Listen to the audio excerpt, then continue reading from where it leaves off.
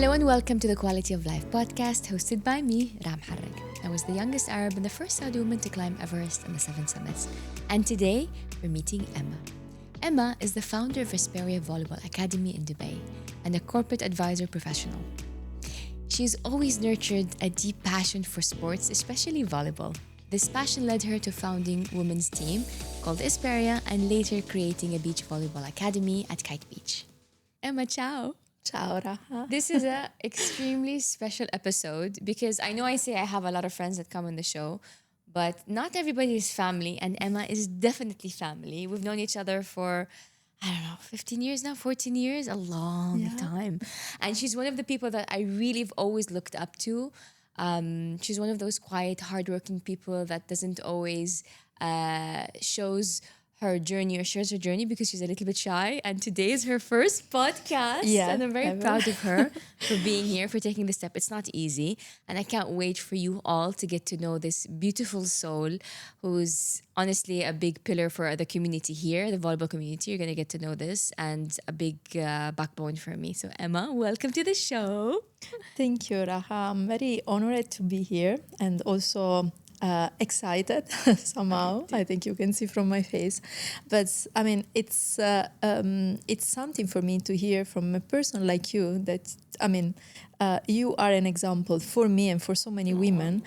So it's really something being here, but also share my experience in your... Habibti, I'm honored. I have a tradition in the show that has become kind of like our go-to first question. And it's kind of the most easiest question to ask, but the difficult answer to come up with, which is, what does quality of life mean to you? When someone asks you, Emma, what does quality of life mean to you? What would your answer be? I think the main word that comes to my mind is freedom, which doesn't mean to do whatever you want. It's more about building for the future. Like, it's not about... having the time to go for sport, for example, is training yourself to be free one day to move in a way that, I don't know, my grandmother wouldn't be able to do. Like, it's creating a lifestyle for the long term. And building this freedom also for the future, I think, is the pillar of quality life. So having the time to do it now, but also creating the opportunities to do it for the future. And I think at the moment, it's not possible for everyone to have that work-life balance. And I wish more and more people and also more and more companies will adopt, let's say, this kind of different organization, work, so that everyone can have this possibility to create space for themselves and to create opportunities for future. It's so important that you mentioned this, especially for women, because being able to build your own infrastructure, whether it's the freedom of finances or the freedom of your time, is so important because you don't know what life will hand you. You don't know what will happen. You can't rely on the job, because anything can happen. You can lose your job. You need to have a bit of smart tactics and looking into the future a little bit more than just the now, in order for you to have that freedom. And it's absolutely a big pillar of the quality of life, because if you don't have that safety net, in 1 second, God forbid, one thing can happen and you can end up in a very bad situation. Like I mentioned earlier, I'm gonna try not to gush too much over Emma because she is very special to me. You're a huge part of my life. You're a huge part of my inspiration and my journey. Emma has been with me in many moments that were super, super dark. The happy times, not so happy times, and everything in between. So who are the people that have been this individual in your life? Who are the people that have helped and inspire you along the journey and along the way? Most of them are women. And I can start, of course, with my mom in terms of strength and personality, because we have a completely different life. She's more about family. I went to, I traveled a lot and I went to a different kind of career, but her personality and her strength for sure were the first inspiration for me. But along the way, I met so many brave women, and this is in friends, colleagues at works, and those are the people that inspired me the most because you can see how normal people can make their life different with small step or small things, and then from there you catch the braveness to do something different from usual. And in my case, everything happening in my life is different from the place where I was born. I mean, I didn't do anything special, but in Italy, from where I'm coming from, most of the people, they marry very young and then they get married, they get kids and so on. And even if they have a career, is inside the same small town. So I left all these and I tried to build up the things that I liked, volleyball, but also a career in corporate advisory. And it was completely different from my origin, and I got the power and the strength to do that from the people that I met step by step at the university, at work, and most of them were women. There's magic, I think, in the stories of women that have subtly changed or have not. It doesn't necessarily need to be the big changes that not everybody can achieve. But there is this beautiful inspiration when a woman who is born in an ordinary life makes an extraordinary change. And this change can be anything from deciding who to marry, when to marry, the career path that wasn't expected of her, leaving the town that no one else leaves. That is also to me a hero. I have heroes that are big names, but I also have heroes that are unknown. The people that I heard about, the ladies that I've heard their stories who paved their way when there was nothing. Yeah. The ancestors that are our elders that went to school when school wasn't accepted. It doesn't always have to be, it's amazing when a woman wins an Olympic medal and inspires me. That's also amazing. But there's also inspiration in those who find the extraordinary in the ordinary. Absolutely. I love that you mentioned that. In addition to people, books are a huge inspiration for us, and we are connected by a lot of our love of books. And actually, this year, Emma and Gigi's gift to me for my birthday, hi Gigi, we love you, are a bunch of books. And one of them is the Ikigai book that I've been mentioning in almost every episode. Emma bought me that book, Emma and Gigi. So can you please share with me a book that you haven't gifted me yet that you would love for me to read? Something that has inspired you. I think there is one that I gifted you is the stories from great women. Yes, that one for sure. There are so many nice stories in it. Bedtime story, little girls' bedtime stories from historic something. Yeah.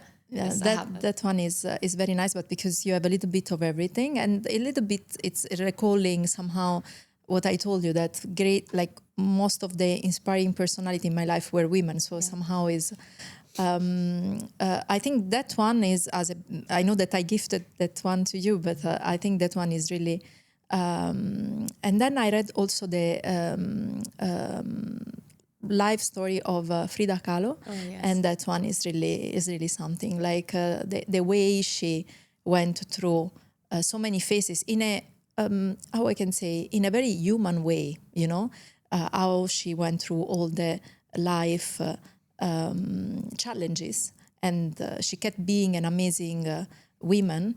I think that one should be inspiring for all of us, because things can happen always, and sometimes they are bad, very bad, but you can still make it. You can still believe in yourself and have inside yourself that little treasure that will help you to build up something else, to move to a new adventure somehow. Frida's story really resonates with me. I hope me and you can go to Mexico one day, because I went to her house.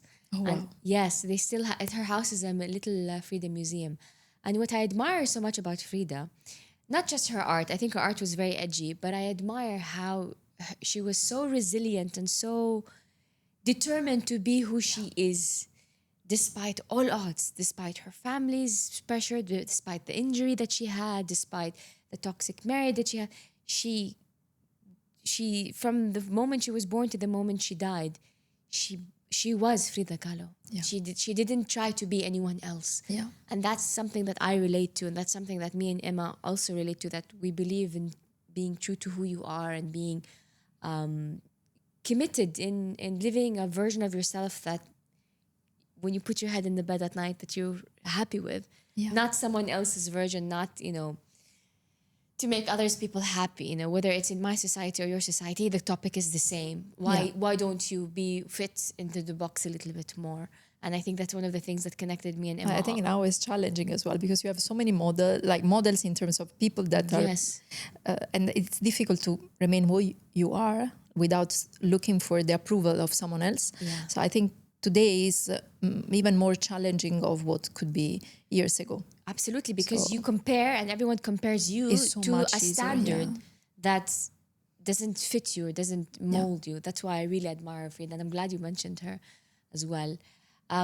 Emma has a very unique job. Well, I would say it's a passion that Emma turned into a job, right? Like Yeah. I would say, because Emma had a corporate job, she will explain. Yeah. And then from a corporate job, her love of volleyball has morphed into a career, okay? Yeah. And we'll talk about the career in detail later, but I want to know more about your day because you have a very unique day. Like I would call Emma, where are you? Oh, I'm at Kite Beach because of this. Or I would ask her, where are you? Oh, I have a meeting with, so-and-so company. So she has a very diverse and very fluid day. So can you walk us through the day? How does Emma spend her day? Yeah, so it's changing every day because it depends really on what is happening. Starting very early because with the facility that we have at Kite Beach and I have people working during the night. So the first thing I do in the morning is checking if everything was okay, if there is anything that needs to be managed immediately. But the thing that I like the most is the fact that it's always different. Like I don't go in the office at 9 and then I finish at 6. And I'm trying to create this kind of organization also for the people that are working with me. So there is a lot of flexibility for them as well. They remote working. For me, it's more about reaching the goal at the end of the day or at the end of the week, depending on more than being in a specific place. And I mean, it's not easy, especially if you do that in a company like the one I was before, like a corporate or advisory company, then it's different because all people have the similar skills, and you can easily understand if they achieve or not their goal. In my company, it's a small company, and the profiles are not that kind of profile, so it's a little bit more difficult to manage that. But I'm trying to get a nice life balance for all of them. So no one has to be at the office at 9. No one has to prove me that they started to work at whatever time. As long as the job is done. We just make sure that things are done. And I can see that they are happy with that. They can go vacation. Like during summertime, they're going to work from their home country. They have kids. They can work from wherever they are. Of course, not everyone is done for this kind of job, but so far it worked. And I think a success also for their private life and for my private life. I don't have to be on top of everything or to micromanage everything. So yeah, my day is always different. I start very early, I finish very late because for the same reason. But in between, I can create my independence, my freedom, the space for myself. MashaAllah, Emma is a master planner. She's really like, I love planning things and organizing with Emma because we have kind of the same structure in managing things. And because of that, she manages people very well. But managing people and dealing with sports or a sports facility, a lot of things can go wrong. You're trying to manage all of the problems. Like you said, you start in the morning, you end at night. You also have a little doggy as well, so you have to walk the dog. It gets hectic. What does Emma do to unwind? I think I can guess what it is, but tell our listeners what's Emma's go-to. Believe it or not, is playing volleyball. I was going to say volleyball. Then, I mean, now it's becoming a little bit challenging because, I mean, volleyball is one of the sports that is really, like, you can get injured easily. So you need to be careful with that as well. So I cannot play as much as I wanted anymore. But still, is the thing that really is switching off my brain because in that moment, you cannot check the phone. No. Even if you want, like it's not possible. The ball is going to go down. Like it's not possible. So no phone for sure. You cannot think about something else because there are so many variables, especially in beach volleyball. There is the wind, there is the sun, there is the sand. Like you cannot think about something else because, I mean, it will not make sense in that specific situation. So for me, it's working even better than meditation. I love meditation, I but totally still, agree. for me, it's making everything in one. Like you do 1 hour of beach volleyball, and for me is meditation, relaxation, and staying far from It's everything. technology. It's cardio. Everything in 1 hour. It's a Also, mental exercise. It's a social exercise. When people say, "Why are you so obsessed with volleyball?" I tell them because it has so many of the things that Emma just mentioned. I always say between the blue lines, because volleyball courts, for those of you who don't play volleyball, has blue lines. I always say that between the blue lines lies peace. You show up, you put the phone in the bag, you meet your friends, you bask in the sun, you ground your toes in the sand, and you exercise and you sweat and you run after that ball like nothing else matters. And there's something very free and very rewarding in counting point by point and forgetting about everything else. I feel so, I don't know what the feeling is, fulfilled. Yeah. I'm exhausted. I'm usually exhausted. But this is also good. So we played yesterday. We missed Emma because she had work, but we played yesterday. The humidity was a killer. I get home, I have sand in my ears. I have sand in places I don't even want to have sand in. And I take a shower and I get in bed and I'm exhausted. It's a nice feeling, no? Yeah, my toes hurt, but I feel like this sense of peace like nothing else. And I feel so bad for anyone that doesn't have that feeling. Whatever sport it is, whatever floats your boat. But there's something so, I think it unlocks a primal need for us to run and to move when you play a sport at that level. And I love it so much. And we're going to take a little break, but when we come back, I want Emma to share with us the journey of how she created one of my favorite communities of beach volleyball, which is at Kite Beach, Asperia at Kite Beach. So stay tuned.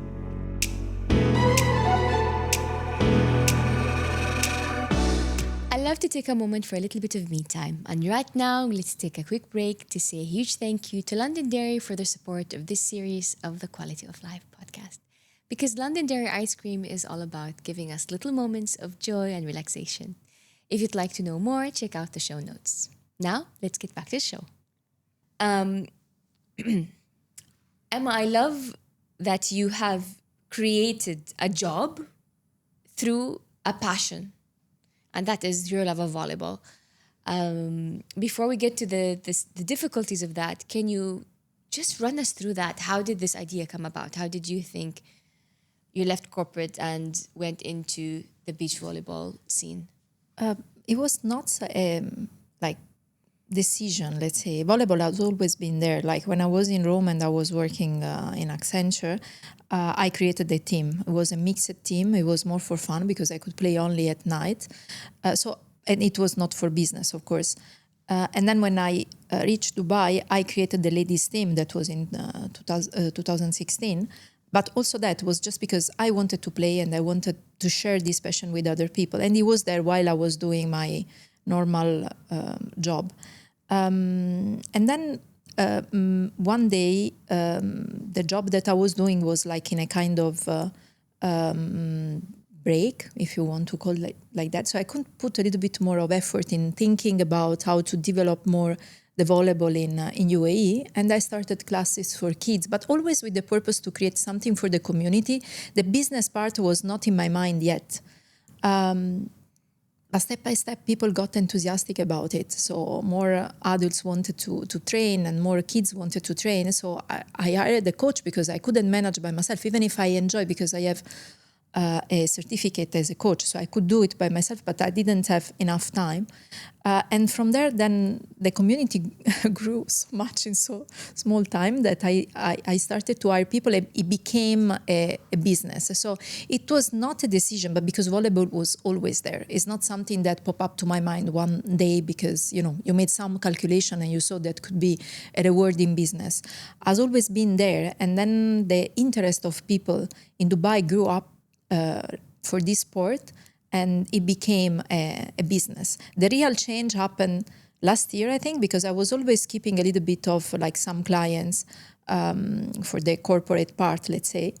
Last year, I just decided to focus all my attention on this.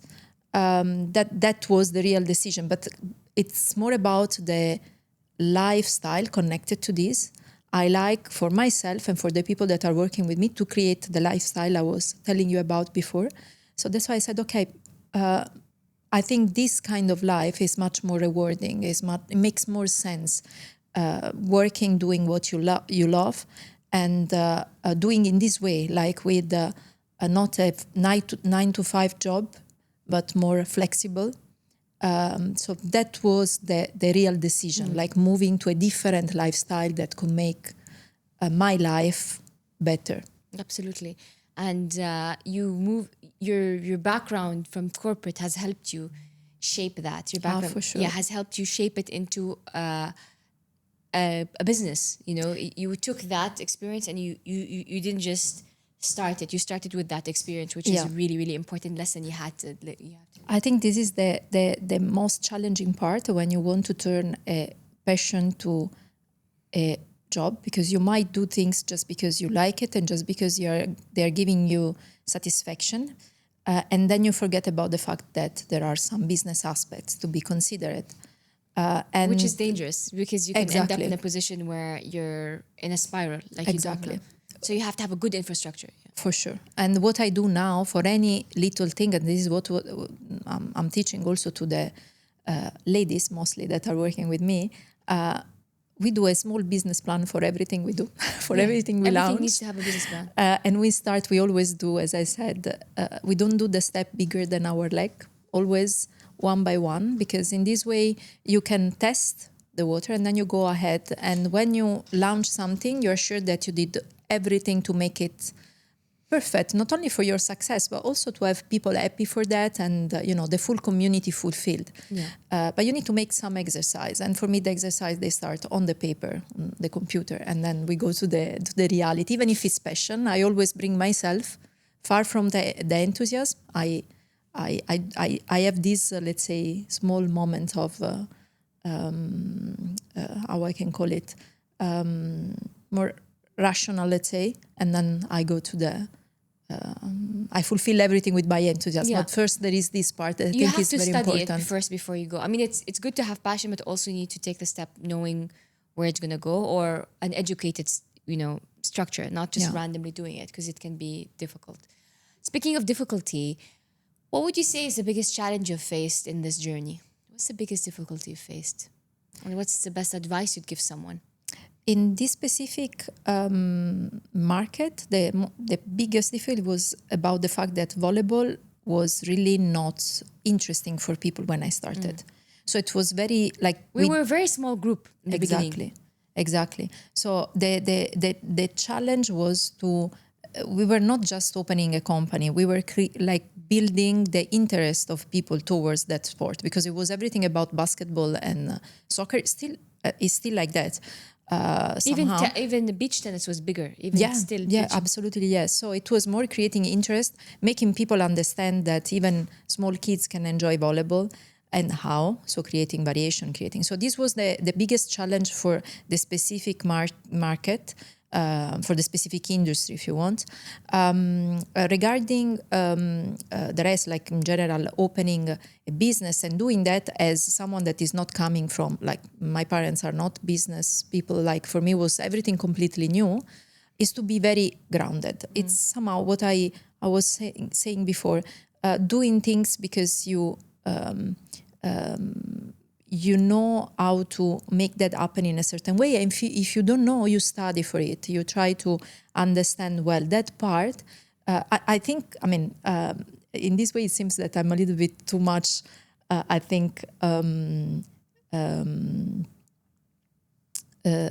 rational on the things that I do. I'm a big dreamer, and I think is the first step is that you dream and you design your thing like the way you want it. But then in between, before you go to the action, you need to have a little bit of moment of studying and understanding. And if you do that part, you give to your dream something more than just, the emotional part. I totally get what and you're you saying. feel more confident. A dream is just a dream until you have a plan. Because dreaming is great. Yeah. It's nice. It's a, let's say it's a great incentive, a great push to have that dream. But if you don't have a plan to implement or to make it into a reality, then it stays a dream. Yeah. It doesn't become a reality. So absolutely, you need to have a dream, an idea, a concept, whatever you want to call it, and then you need to have a plan or infrastructure, or you have to have something to help pull it from the dream into reality. You can't just sit there and say, "Oh, I have a dream and that's it." Yeah, and this will make you more confident because you have, you have everything you need in order to proceed. You feel that you are strong. Yeah, and maybe the last thing I would add is to, even when there is something wrong, something that okay is not working, or okay, give it a try. And because most of the time when I thought that was not possible and I was about to give up, I did that last, effort, and then it worked, and with not that much effort. So sometimes believing, it's really helping to make things done. What if it does? Because I always get this, but what if I fail? I always, whenever I have dreams, I hear this so much. What if I fail? And I always say, but what if you don't? But even if you fail, it's so okay. good to learn from what you learn and go ahead. It's okay. Like it's really a lesson.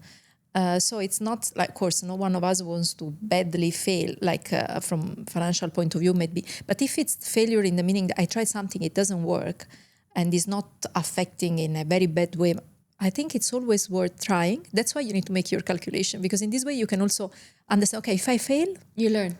how much? Yeah, exactly. How much I'm gonna lose? Is something that I can afford, this failure?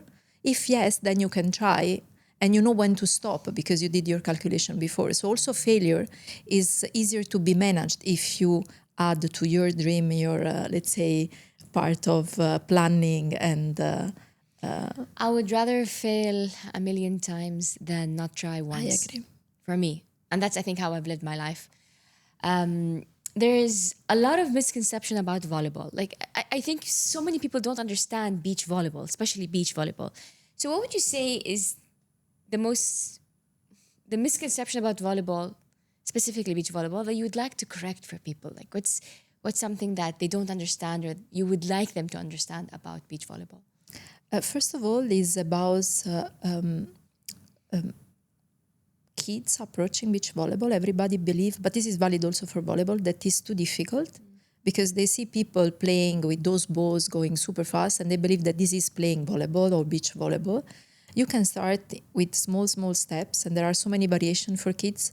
And it can be such an amazing sport, especially for kids, to improve coordination. Then you can move to another sport. But if you do volleyball first, you will have certain skills that is very difficult to build with other sports.